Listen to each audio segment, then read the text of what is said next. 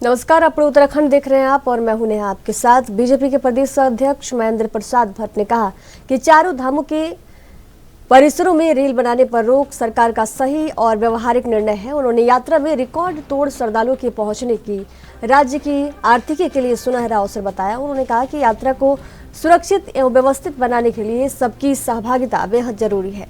मुख्यमंत्री पुष्कर सिंह धामी का व्यवस्थाओं की खुद मॉनिटरिंग कर रहे हैं, वही ग्राउंड जीरो पर जाकर यात्रियों से फीडबैक ले रहे हैं। ये आमजन और श्रद्धालुओं में उत्साह भरने वाला कदम है। देखिए, निश्चित रूप से हमारा जो देवभूमि है उस देवभूमि का अपने एक स्वरूप है, देवभूमि की अपनी एक मर्यादाएं हैं। उन मर्यादाओं पर रहते हुए हमको अपने सब प्रकार की गतिविधियों पर रहना चाहिए। और अगर इस प्रकार की परिस्थितियाँ निर्माण होती हैं जिससे संस्कृति की अवहेलना होती है, संस्कृति पर प्रश्न खड़े होते हैं, तो ऐसे को संज्ञान लेना सरकार का दायित्व होता है और सरकार ने उन सब कृत्यों पर रोक लगाने का प्रावधान किया। देहरादून स्थित कांग्रेस भवन में कांग्रेस प्रवक्ता अभिनव थापर ने प्रेस वार्ता किया, जिसमें उन्होंने वैली एक्ट के खिलाफ राज्य सरकार के विषय को रखा। उन्होंने कहा कि राज्य सरकार अपनी ही पार्टी की केंद्र सरकार के खिलाफ काम कर रही है। उन्होंने कहा कि 1989 में बने दून वैली एक्ट के तहत दून घाटी को बचाने के विपरीत राज्य सरकार ने केंद्र सरकार को पत्र लिखा, जिसमें दून घाटी में स्लॉटर हाउस माइनिंग करने की बात कही, जबकि केंद्र सरकार स्वयं एनक्रैप प्रोग्राम के तहत 68 करोड़ रुपए इसे सुरक्षित करने में दे चुकी।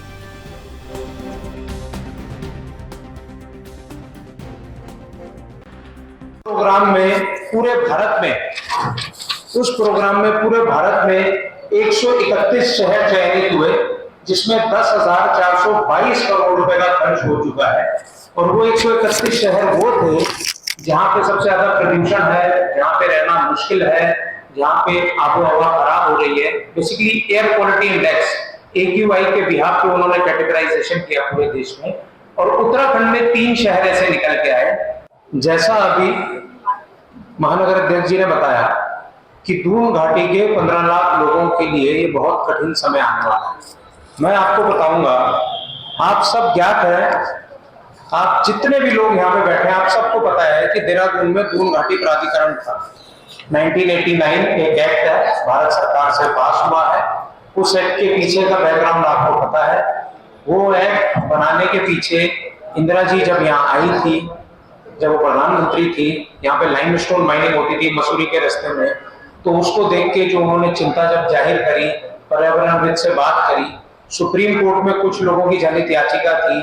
उस जनहित याचिका का 1988 में ऑर्डर आया। उस ऑर्डर के इश्यूज को कैटर करते हुए भारत सरकार ने MOEF में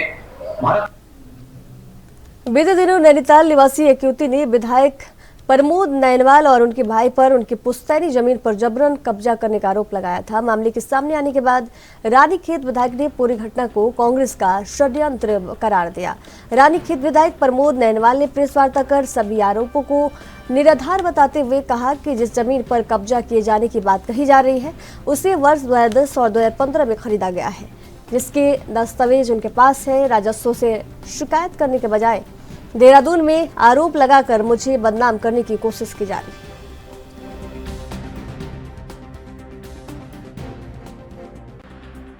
विरोधी हैं, उनको जो रानीखेत का अभूतपूर्व विकास हुआ, ऐतिहासिक विकास हुआ, वो उनको पसंद नहीं रहा है। और उनको लगता है कि जिस प्रकार भारतीय जनता पार्टी में आदरणीय मोदी जी के कार्य और हमारे धामी जी के कार्यों ने पूरे क्षेत्र की जनता का दिल जीता है, और रानीखेत की जनता आज भारतीय जनता पार्टी के विकास कार्यों से बहुत प्रसन्न है, उससे घबरा करके ये बेसिर पैर और बेहुदे आरोप लगा करके हमारी छवि को खराब करना चाहते। सोजी देहात की टीम ने 3 लुटेरों को गिरफ्तार किया है। साथ ही उनके कब्जे से पुलिस ने लूटा गया मोबाइल बरामद कर लिया है। लूट में इस्तेमाल कार भी कब्जे में लेकर सीज किया है। कोतवाल शंकर सिंह बिष्ट ने इस पूरे मामले की जानकारी दी।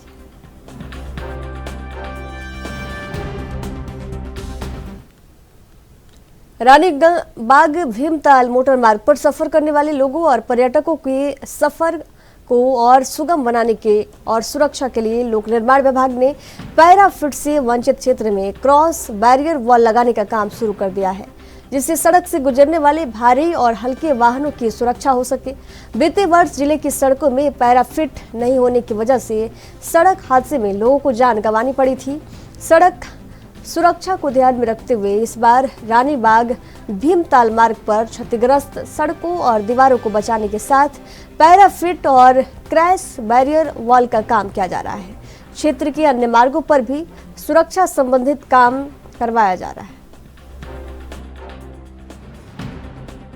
तो इस समय हमारे पूरे प्रदेश में जो है सड़क सुरक्षा उपायों के लिए जो है काफी प्रयास किया जा रहा है और सभी कम से कम नेशनल जो स्टेट हाईवे नेशनल हाईवे है इनमें तो काफी पर्याप्त फंडिंग भी है। तो इसी के अगेंस्ट हमारे यहाँ जो है रानीबाग से पूरा जो है हमारे मोतिया पाथर तक जो असिस्टेंट है हमारा, इसमें भी जो है क्रैश बैरियर का काम चल रहा है। तो जिसमें हमारे 0 से 20 जो हमारा भीमताल तक का पोर्शन है इसमें क्रैश बैरियर लगाए जा रहे हैं। लगभग कार्य उसमें किलोमीटर 7 से 20 तक का निर्माण कार्य तो लगभग समाप्ति पर है और उसके नीचे का कार्य भी जो है प्रारंभ होने जा रहा है, वो एक अलग अनुबंध के तहत किया जा रहा है। और इसके ऊपर को जो है किलोमीटर 35 से 60 तक, ये समझिए आप पदमपुरी से मोतिया पाथर तक जी। इसकी निविदा आमंत्रित की गई थी परंतु उसमें कोई ठेकेदार में नहीं मिल पाया। तो उसके दोबारा जो है अभी जब चुनाव आयोग से हमने परमिशन ली है तो अगर वो परमिशन मिल जाती है तो हम नगर निकाय चुनाव की तैयारियों में सभी राजनीतिक पार्टियां अपनी अपनी तैयारियों में जुटी है। वहीं सत्ता दल बीजेपी प्रदेश के सभी नगर निकायों के लिए सर्वे के जरिए अपने प्रत्याशियों का चयन करेगी, जिसको लेकर बीजेपी के प्रदेश प्रवक्ता कमलेश रमन ने कहा कि बीजेपी में कोई कार्यकर्ता वर्षों तक मेहनत करता है तो पार्टी उसका संज्ञान जरूर लेती है। साथ ही उन्होंने ये भी कहा कि आने वाले समय में प्रत्येक वार्ड से अधिक उम्मीदवार आएंगे और पूरी तैयारी के साथ बीजेपी मैदान में उतरेगी।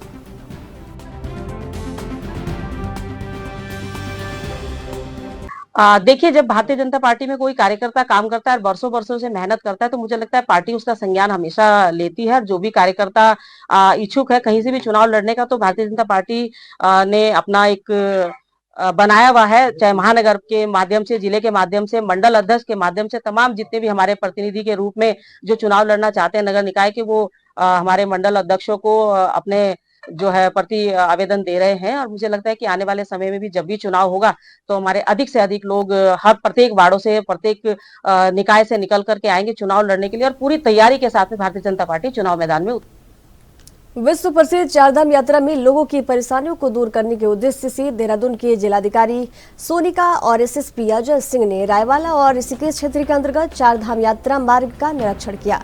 इस दौरान उन्होंने यात्रा मार्ग पर यात्रियों के रुकने और उनके वाहनों की पार्किंग और अन्य बुनियादी व्यवस्थाओं का जायजा लेकर व्यवस्थाओं को और बेहतर करने के लिए अधीनस्थ अधिकारियों को निर्देशित किया। वहीं एसएसपी अजय सिंह ने बताया कि चारधाम यात्रा में नियुक्त अधिकारियों को अन्य जनपदों से समन्वय स्थापित करते हुए पूर्व निर्धारित संख्या में ही श्रद्धालुओं को यात्रा में आगे भेजने के निर्देश दिए गए, जिससे आगे के मार्गों पर यात्रियों को किसी प्रकार की कठिनाइयों का सामना न करना पड़े।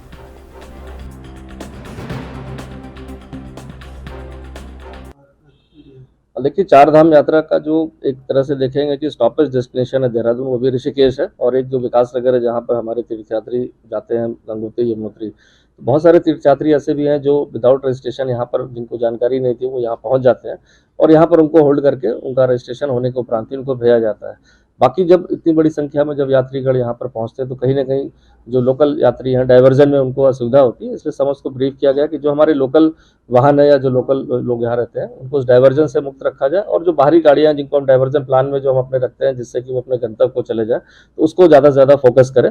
इस संबंध में थोड़ी बहुत अभी शिकायत प्राप्त हुई थी कि कहीं लोकल लोग को डाइवर्जन में असुविधा हो रही है, इसलिए जो जहाँ से हमारे डाइवर्जन पॉइंट है वहाँ पर फिर से पुनः ब्रीफ कर दिया गया है कि लोकल लोग को जो उनके मुख्य मार्ग है उसे जाने दिया जाए और डाइवर्जन जो हमारा रूट है उसको 100% पालन किया जाए।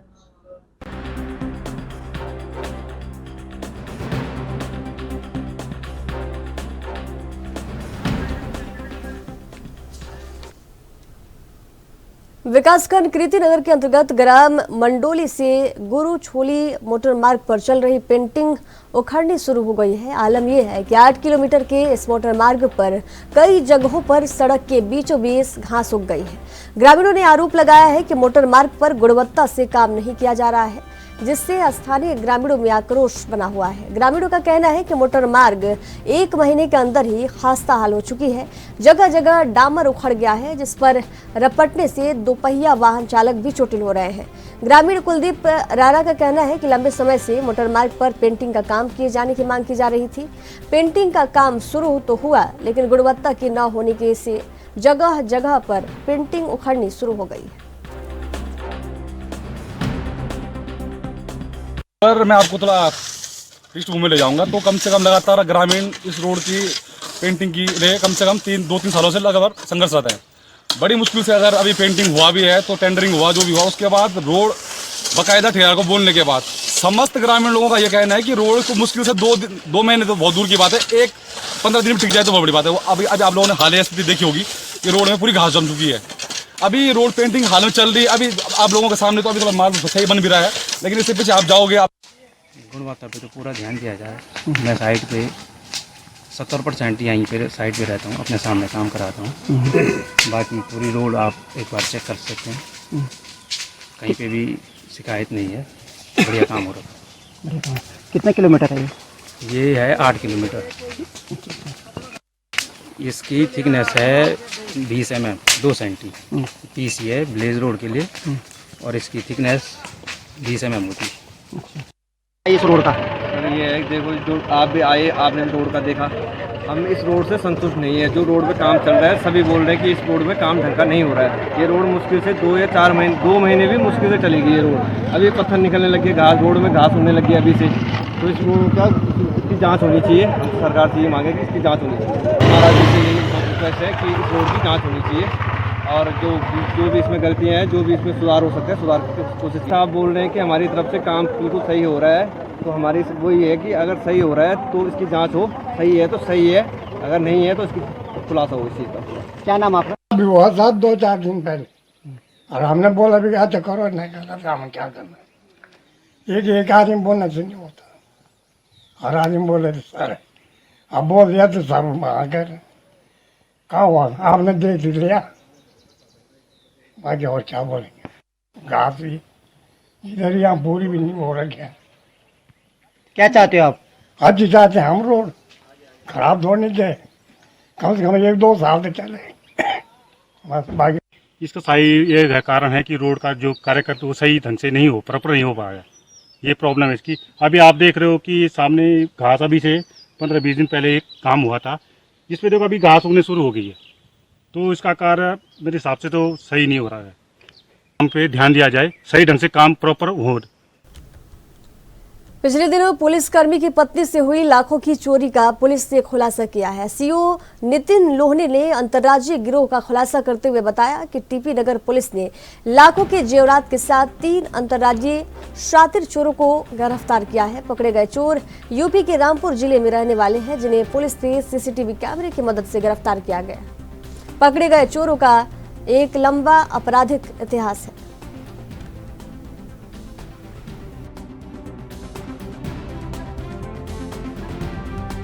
देखिए, ये 16/4/2024 की घटना थी, जिसमें देवल चौड़ के पास ये घटना अंजाम दी गई थी, और इसमें 100% रिकवरी है। लगभग 4 लाख के आसपास का माल है।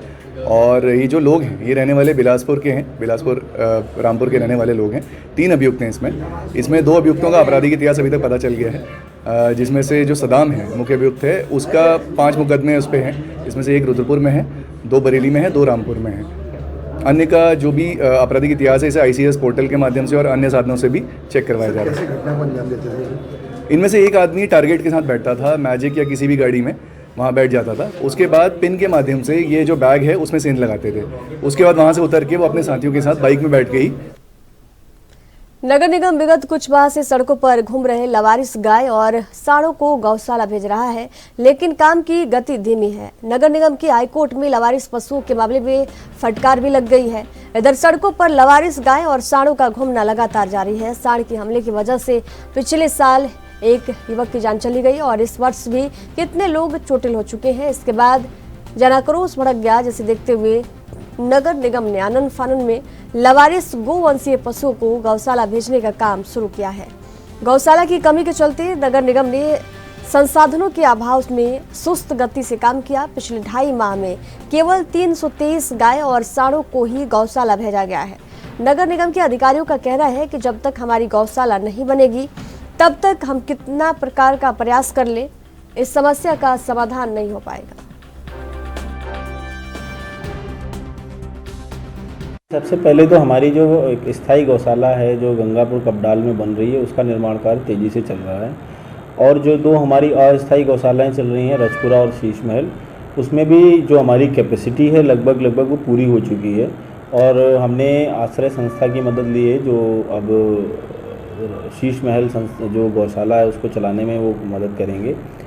तो जो जानवरों को पकड़े जाने की जहाँ तक की बात है, वो समय समय पर अभियान चलते रहते हैं। गत दिवसों में हम लोग अतिक्रमण हटाने में और शहर की ट्रैफिक व्यवस्था को सुचारू रूप से करने में व्यस्त हो गए थे। और चूँकि टूरिस्ट सीजन भी प्रारंभ हो गया है तो थोड़ा सा ट्रैफिक पर हमारा फोकस था, बट नो डाउट फिर से मुहिम चला करके जो आवारा जानवर हैं उनको पकड़ा जाएगा। प्रयास ये है कि जो हमारी अस्थायी गौशालाएँ हैं उनमें भी थोड़ी सी कैपेसिटी क्रिएट हो जाए, ताकि हम जो जानवर पकड़ें उनको वहाँ पर तय सुविधाओं। काशीपुर के रतन सिनेमा रोड स्थित SRS मॉल में CBSE बोर्ड में आए परीक्षा परिणाम में हाई स्कूल इंटर के मेधावी छात्र छात्राओं का PCU अध्यक्ष और प्रदेश संयोजक सहकारिता प्रकोष्ठ उत्तराखंड और वरिष्ठ बीजेपी नेता राम मल्होत्रा के द्वारा सम्मान समारोह और अभिनंदन कार्यक्रम का आयोजन किया गया। इस अवसर पर मेधावी छात्र छात्राओं द्वारा अधिक अंक प्राप्त करने पर उन्हें बधाई देते हुए उनके उज्जवल भविष्य की कामना की गई। आज मेरे द्वारा यहाँ पर उत्तराखंड बोर्ड और CBSE बोर्ड के जिन बच्चों ने अपने स्कूलों में टॉप किया, उन सब बच्चों को यहाँ पर हम लोगों ने हाई स्कूल और इंटर के सभी बच्चों को हम लोगों ने यहाँ पर बुलाया है और उन्हें ये सम्मान देने के लिए कि आगे चल के वो और तरक्की करें और ज़्यादा प्रोग्रेस करें और अच्छे मार्क्स लेकर आएँ और अपने बोर्डों में टॉप करें। ऐसी संरचना के साथ हम लोगों ने यहाँ पर आज बुलाया है और हम लोग अपने यहाँ पर उनका सम्मान करेंगे और उनके पेरेंट्स को भी हमने बताया, माता पिता को, कि वो भी यहाँ पर, क्योंकि काशीपुर में अभी तक कोई ऐसा कार्यक्रम हुआ नहीं, तो ये था कि भाई वो भी देखें कि किस तरीके से यहाँ पर बच्चों का सम्मान हो रहा है, किस तरीके से उन्हें आगे बढ़ने की प्रेरणा मिलेगी। इससे इन कार्यक्रमों से बच्चों में एक कहना चाहिए उत्साह आता है और उत्साह के साथ साथ ये होता है कि मेरे बेटे प्रखर गुप्ता ने जो सेंट मैरी स्कूल काशीपुर में पढ़ते हैं, उन्होंने 99% अंकों के साथ न केवल हमारे परिवार का बल्कि अपने शहर काशीपुर का भी नाम रोशन किया है, क्योंकि इन्होंने अपने शहर में टॉप किया है। इतना ही नहीं, इन्होंने डिस्ट्रिक्ट लेवल में भी स्थान प्राप्त किया है। बहुत ज़्यादा खुशी की बात है। मैं ये कहना चाहूँगी, बच्चे आजकल ज़्यादा ही सोशल मीडिया से अट्रैक्ट ज़्यादा होते हैं, वहाँ समय व्यर्थ न करें। कृपया अपने बच्चों को सोशल मीडिया से दूरी बनाने के लिए सलाह दें और उस समय का उचित प्रयोग करें, टाइम टेबल बनाएं, निरंतर अभ्यास करें, अपनी कमजोरियों पर काम करें और आगे बढ़ने का निरंतर प्रयास करते रहें। निश्चित ही सफलता मिलेगी। कठिन परिश्रम हमेशा पढ़ाओ पार नहीं पड़ता, किसी भी मंजिल पर पहुंचने के लिए काफ़ी संघर्ष करना पड़ता है। तो बिटिया द्वारा किस तरीके का संघर्ष किया गया है यहाँ तक पहुँचने के लिए और कितना सहयोग माँ बाप और टीचरों का। चारधाम यात्रा मार्गों पर तीर्थ श्रद्धालुओं के उमड़े सैलाब के बाद फैली अव्यवस्थाओं को पटरी पर लाने के लिए खुद पुलिस महानिदेशक अभिनव कुमार ग्राउंड जीरो पर उतर आए हैं। शनिवार को डीजीपी अभिनव कुमार ने श्रीनगर पहुंचकर जनपद पौड़ी के एसएसपी लोकेश्वर सिंह के साथ बैठक कर यात्रा मार्ग पर यातायात व्यवस्था सुचारू रखने के लिए आवश्यक दिशा निर्देश दिए। साथ ही उन्होंने यात्रा मार्ग पर अतिरिक्त फोर्स भी तैनात करने के निर्देश दिए।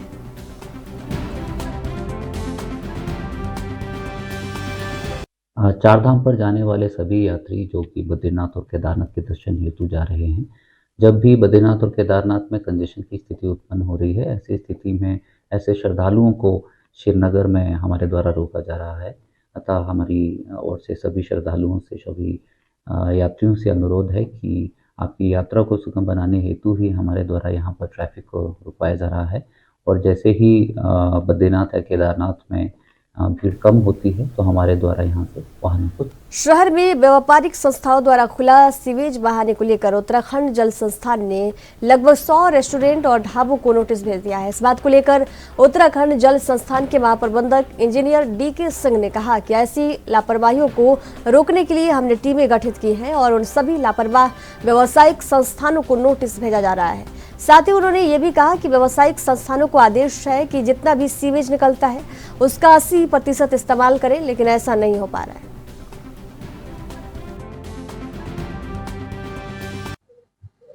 देखिए, जो भी इस तरीके का वेस्टेज है उसको रोकने के लिए हमने टीम्स गठित की हैं और इंजीनियर्स मॉर्निंग में, इवनिंग में सप्लाई के समय जा रहे हैं और जो इस तरीके का, चाहे घरेलू हो चाहे अघरेलू हो, कोई भी अगर इस तरीके की स्थिति पाई जाती है तो उसके लिए नोटिस सर्व कर रहे हैं। इसके अलावा हमने जो बहुत बड़े अपार्टमेंट्स हैं, बहुत बड़े बड़े होटल्स हैं, बहुत बड़े बड़े व्यावसायिक संस्थान हैं, उन संस्थानों में भी सीवेज, जो हमारे पानी से सीवेज जनरेट हो रहा है, उस सीवेज जनरेशन का किस तरह से निस्तारण किया जा रहा है, इसको भी हम दे रहे हैं और इसके लिए हम नोटिस दे रहे हैं। प्राय हम देखते हैं कि लोग हमारे जो अपना सीवेज डेवलप करते हैं उसका ट्रीटमेंट नहीं करते, इवन दो आदेश इस प्रकार के हैं कि जो आप अपना सीवेज जनरेट करेंगे उस सीवेज जनरेशन का 80% आप इस्तेमाल करें। सारा का सारा पानी आपको अपने बागीचे में, अपने बागान में, अपने साफ सफाई में उसको इस्तेमाल भी करना है, सीवेज को ट्रीट करने के बाद। बट हम देखते हैं ऐसा होता नहीं है, उस या तो ड्रेनेज में जाता है या कुछ लोग तो ऐसा भी अपराध करते हैं कि लोग बोर होल्स करते हैं और उस बोर होल में अपने उत्तराखंड की खबरों के सफर में दीजिए जाने की इजाजत। देखते रहिए NV न्यूज। नमस्कार।